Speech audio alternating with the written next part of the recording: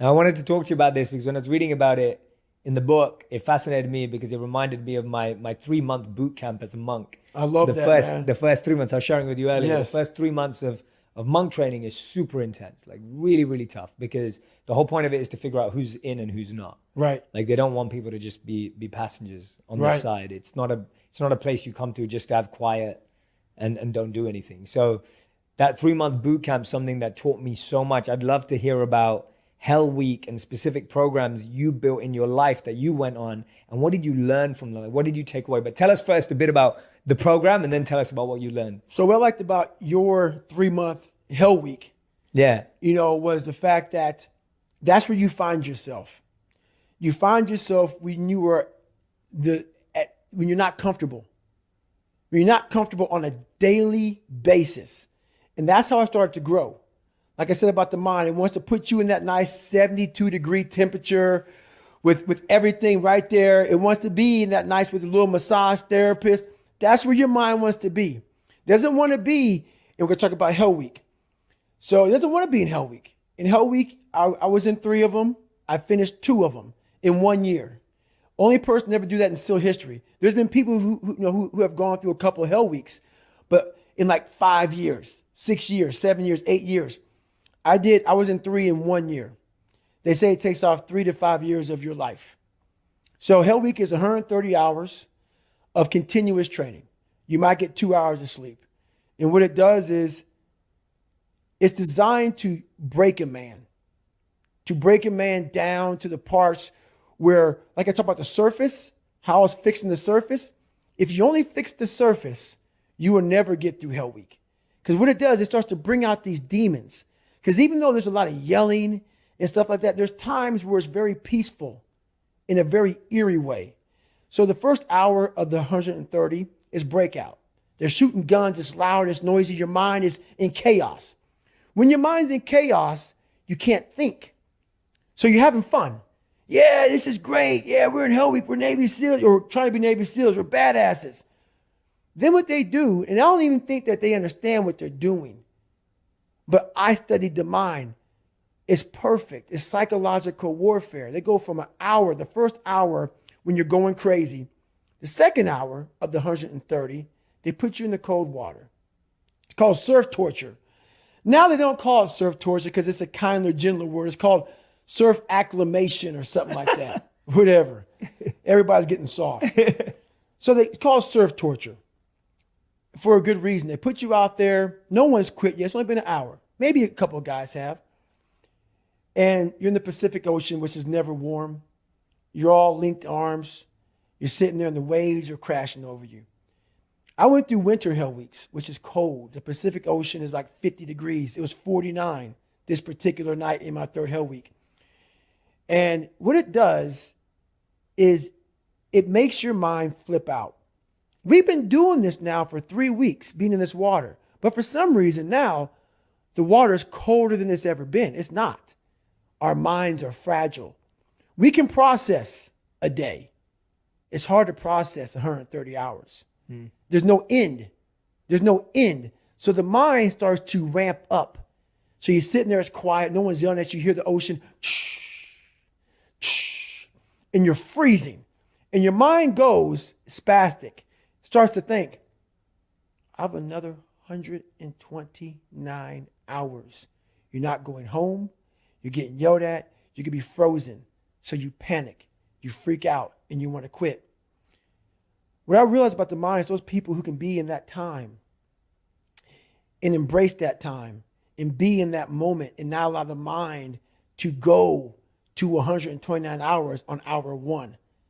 It's the control that we don't have in our minds. It's the control that you had to have for 3 months when you're miserable, when you're suffering, when you're laying on the floor, when you're doing all the disciplines it takes to be a monk. You cannot think about the whole process. It will make you it will make you so insanely crazy. It's impossible. It's inhumane what I'm about to do to myself. You have to be able to break all these big, humongous, painful things in life down to the smallest molecule, because that's all the brain can handle. The brain can't handle hours and hours and hours of suffering, but it can handle right now I'm in the Pacific Ocean and it's very cold and this is what I'm doing. Don't think about the rest of it. So that's what I learned from Hell Week. That's what I learned from being in 3 Hell Weeks. That's what I learned from all the military. I went to Ranger School. I went to all these different schools to learn all of that, to learn how the mind processes. So I talk about theorists. I talk about practitioners. A theorist is a person who reads a book, doesn't do it, reads a book, learns about something, and then talks about it.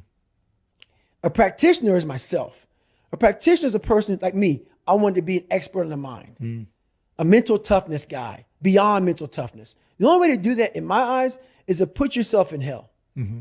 Put it in hell repeatedly. Repeatedly put yourself in hell and study how you process it. And that's how I was able to come up with all these different ways, all these different tools to slow the mind down in hell. Because the mind just speeds up. The mind wants to get out of the painful situation, the suffering. It can't process it.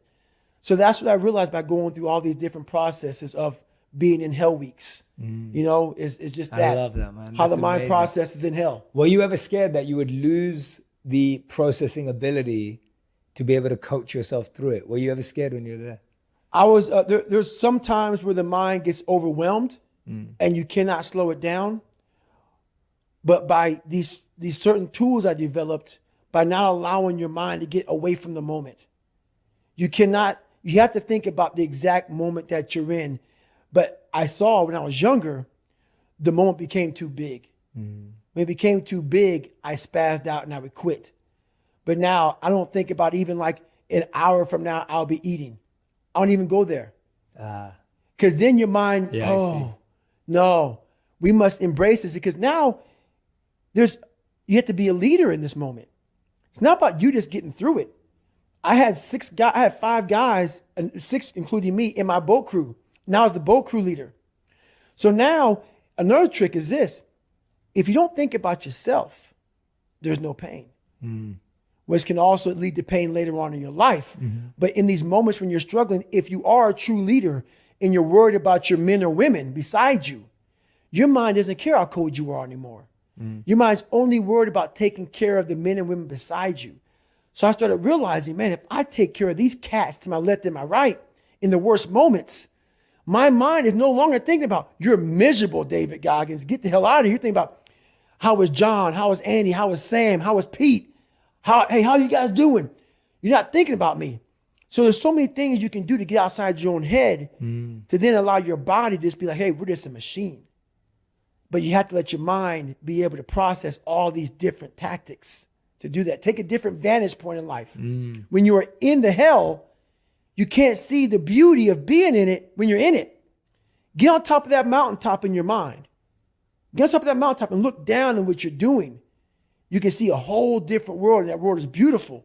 But you got to get a different vantage point in the suck. Don't be in it. Spiritually, get out of it.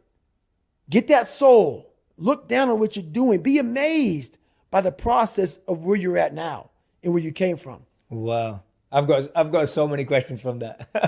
I've got so many questions from that. Okay. Let's start with you said, and I love that. So you said one of the tricks is when you stop thinking about yourself, because when there's no self, there's no pain. No pain. And you start living for your team, the people, the other people suffering. I said, I love that. Yes. Totally understand that. Servant leadership, wanting to right. go beyond oneself. But you pointed out something really fascinating. You said it can lead to pain later. That's right. Explain that, because I get that. And So I've had this mentality for years. It got me through a lot of hard times. You cannot use it every day of your life. That's what I was thinking. Yeah. You cannot use it. I used it as like, my God, this is the perfect, I found it. This is the trick. You don't even matter.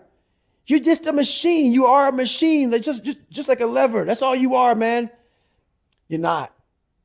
And in my book, I talk about what that lever starts to get rusty, starts to get crusty. It starts to I can't even think about anybody but myself. So through the process, what I started to learn was that helps a lot. And you can tap into that all the time. But you have to be able to heal yourself. You have to be able to recover yourself. It can't be something that you continue to do and do and do. There has to be a recovery process for your mind, your body, your soul, your spirit, encompasses your whole body. So those are tactics, but those tactics must be oiled up. That lever has to be oiled again to go back in it.